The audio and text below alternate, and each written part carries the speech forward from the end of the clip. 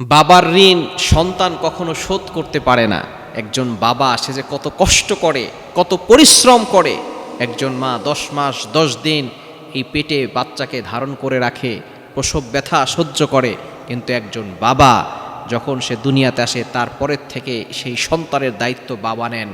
একজন বাবা কতটা পরিশ্রম করেন, সন্তানের জন্য ভালো ভালো পোশাক কিনে দেন, কিন্তু নিজে ছিঁড়া জামা গায়ে দেন। ঈদের সময় আসলেও দেখা যায় অনেক সময় সন্তানের মনকে খুশি করার জন্য সন্তানকে নতুন জামা কিনে দিয়ে নিজের ছিঁড়া জামা গায়ে দিয়ে ঈদগাহে যায়। এরকম হাজারো বাবা আছে যারা সন্তানের কাছে গুরুত্ব পায় না। সন্তান যারা আছেন কোনো সময় বাবাকে বাবা তোমাকে ভালোবাসে সেটা বলতে পারে না। অনেক বাবা সে তার সন্তানকে একটু বুকে জড়িয়ে ধরবে, বলবে যে বাবা তোকে ভালোবাসি, এটা বাবারা বলতে পারে না। কিন্তু আমাদেরকে অবশ্যই বাবাকে রেসপেক্ট করতে হবে, সম্মান করতে হবে, তাদেরকেও ভালোবাসতে হবে।